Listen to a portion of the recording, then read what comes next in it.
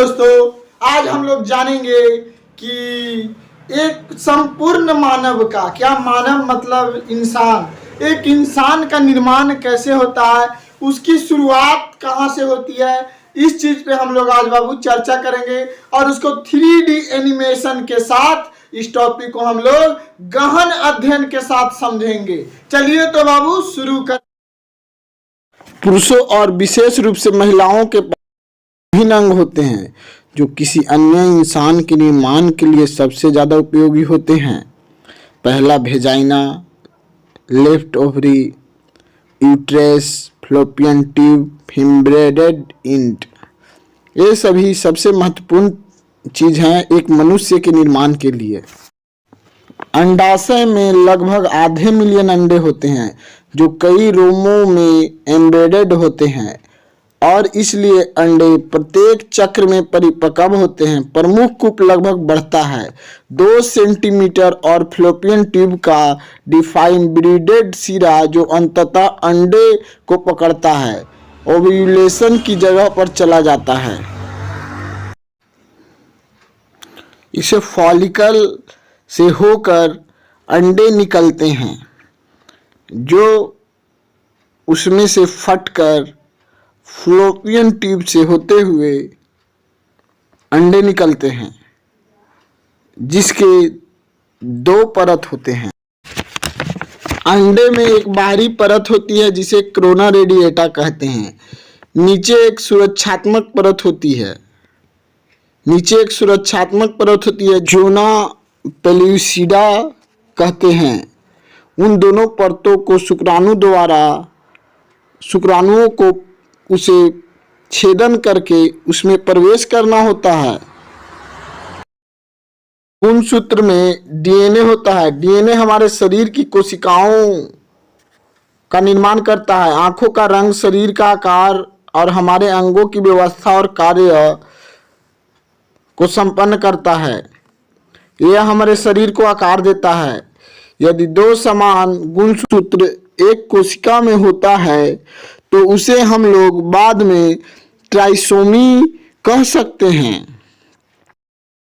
अंड कोशिका को fallopian tube की दीवारों में ग्रंथियों द्वारा उत्पादित सीलिया और बलगम की मदद से फैलोपियन ट्यूब के अंदर ले जाया जाता है। मांसपेशियों की परतों के अतिरिक्त संकुचन डिंब के परिवहन में मदद करते हैं। लगभग 3 से 4 मिलीमीटर प्रति मिनट की गति से कुछ और फैलोपियन ट्यूब के दूसरी ओर अपना रास्ता बनाता है। उनमें से हजारों शुक्राणु कोशिकाएं होती हैं और मुश्किल से दिखाई देती हैं। उन सभी का केवल एक ही लक्ष्य होता है, डिंब या अंड तक पहुंचना। एक शुक्राणु कोशिका नाभिक में अंडे की कोशिका द्वारा उत्सर्जित दूध पदार्थों के माध्यम से पुरुष की आनुवंशिक जानकारी देती है और शेष शुक्राणु कोशिकाएं अंडाकार तक अपना रास्ता ढूंढती है। सभी शुक्राणु कोशिकाओं का लक्ष्य उन गुणसूत्रों तक पहुंचने के लिए हैं जो 2 बाहरी परतों में प्रवेश करती हैं। शुक्राणु कोशिका, कोरोना रेडिएटा और कोरोना। जैसे देखिए ये जो शुक्राणु कोशिका जो है सो कोरोना रेडिएटा को तोड़ रहा है। किसको तोड़ रहा है? कोरोना रेडिएटा को तोड़ रहा है।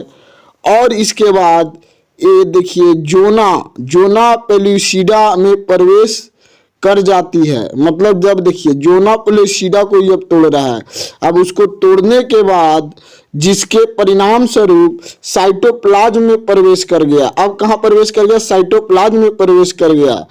इसे एक क्रोमोसोम कैप का क्षरण हो जाता है। मतलब एक क्रोमोसोम का क्या होता है? क्षरण हो जाता है।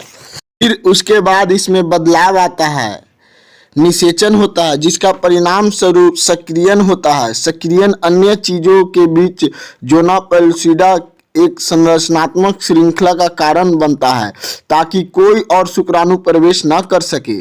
इसके अलावा सक्रियण कारण बनता है। इस प्रक्रिया में अंडाणु अपना पूरा परिपक्वता विभाजन पूरा करता है।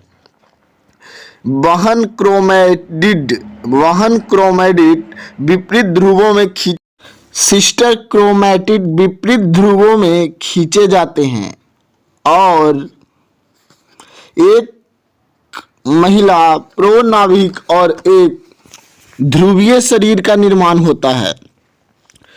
जैसे इस साइड वाला प्रो महिला का निर्माण हुआ और एक ध्रुवीय शरीर का निर्माण हुआ जो छोटा वाला, जिसको मेल पोलिसीडा कहते हैं। क्या कहते हैं?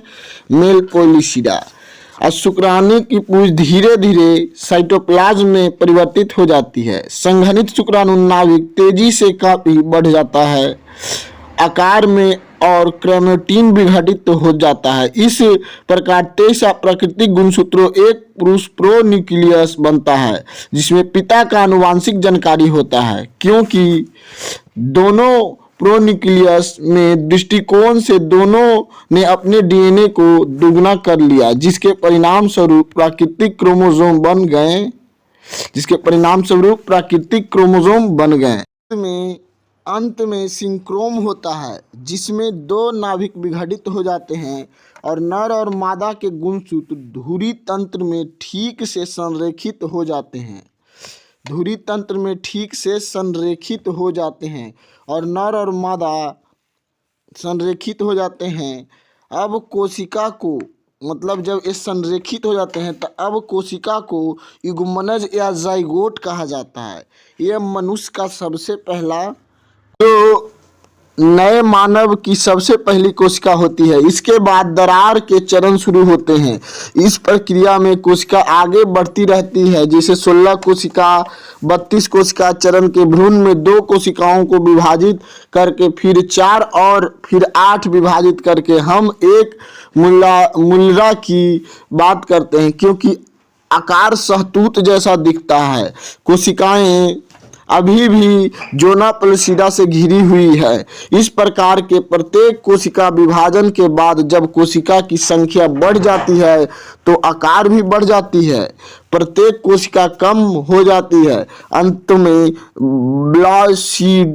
ब्लास्टोसिड्स का निर्माण होता है। इसको हम लोग ब्लास्टोसिड्स कहते हैं, निर्माण होता है। ब्लास्टोसिड्स में द्रव से भरी हुई गुहा होती है, जिसे भ्रूणब्लास्ट और ट्रोफोब्लास्ट की कोशिका भ्रूणब्लास्ट नए मानव की प्रारंभिक संरचना होती है, जबकि ट्रोफोब्लास्ट प्लेसेडा और झिल्लियों की उत्पत्ति होती है। आइए व्यक्ति को देखे गए फ्लोपियन ट्यूब में निषेचित के चरण ट्यूब के अंत में होते हैं। पहला कोशिका विभाजन निषेचन के लगभग 1 दिन बाद होता है।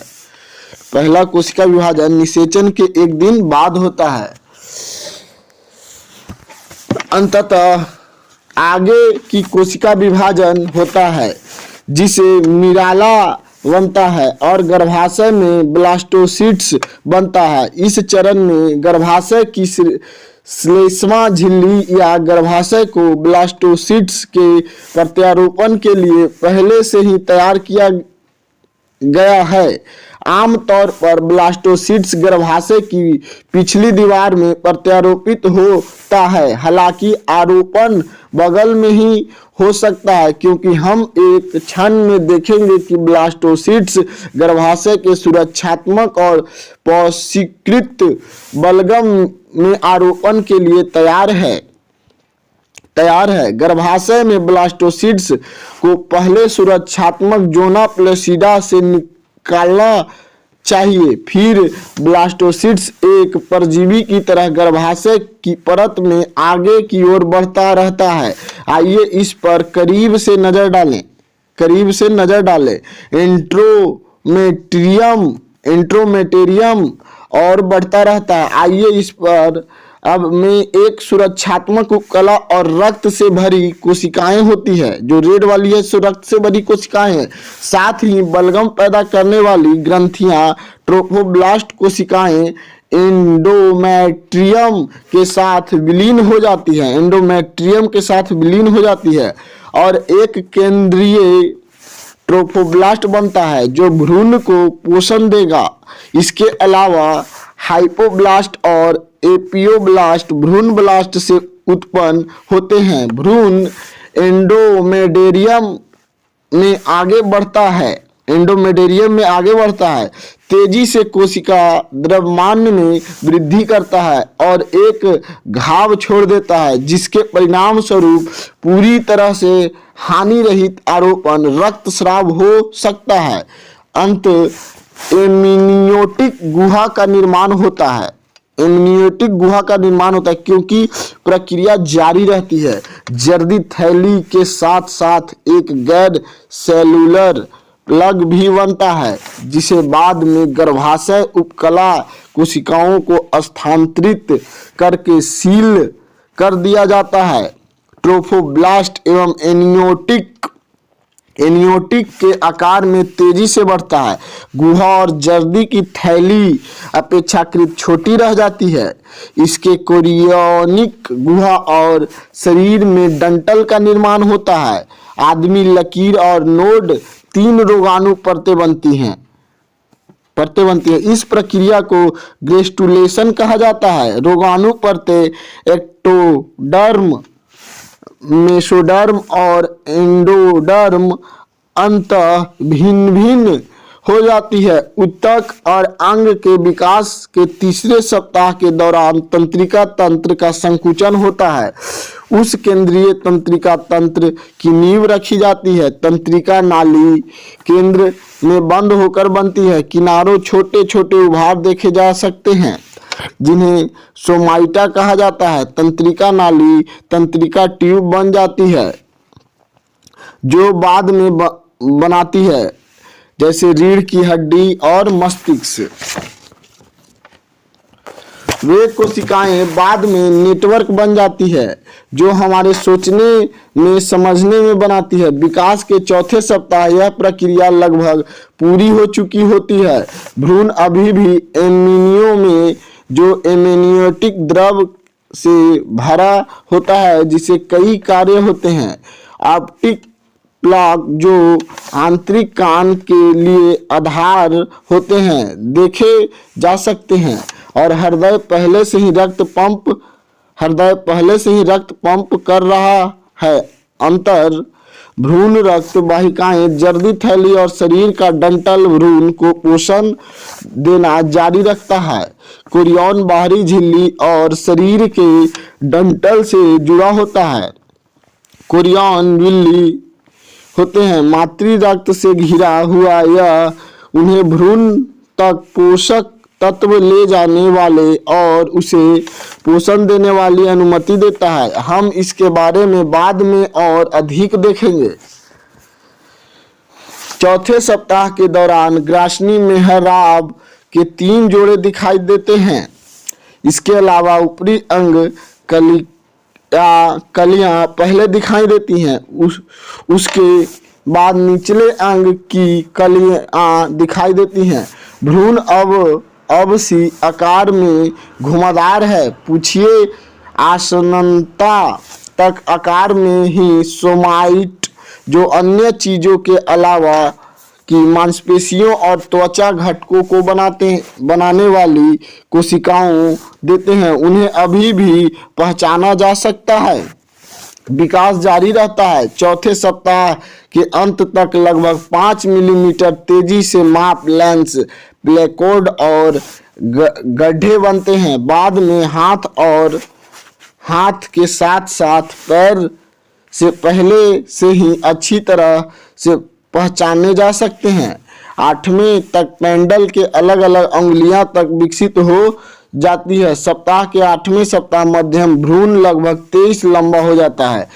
कुछ दिनों के बाद पैर अपने झिल्लीदार पैर नहीं खोते।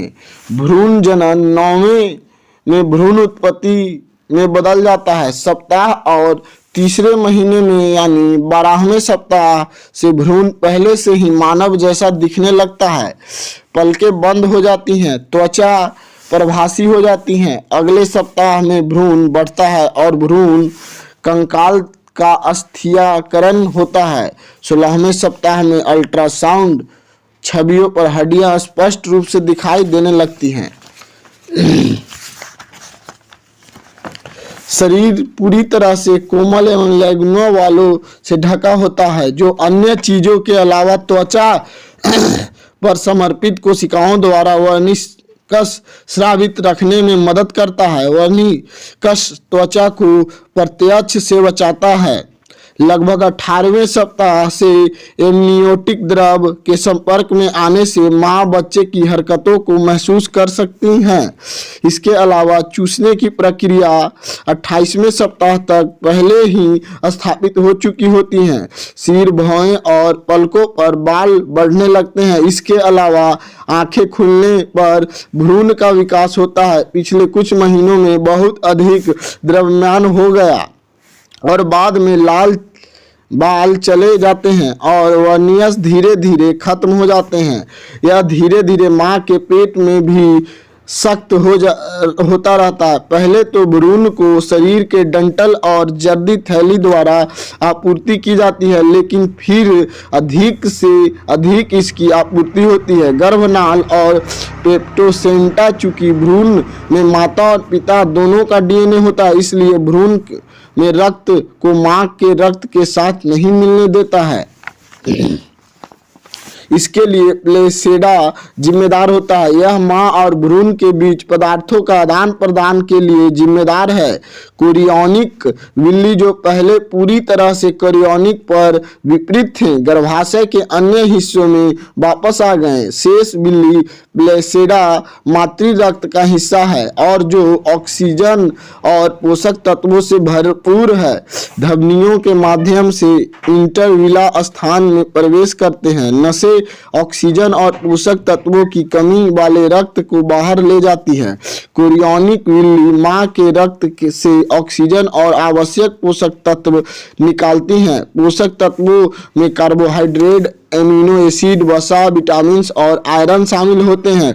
ऑक्सीजन और पोषक तत्व फिर गर्भनाल की मदद से नसों के माध्यम से भ्रूण तक पहुंचाए जाते हैं। हालांकि अवशिष्ट उत्पाद भी विल्ली तक पहुंचाए जाते हैं। धमनियों के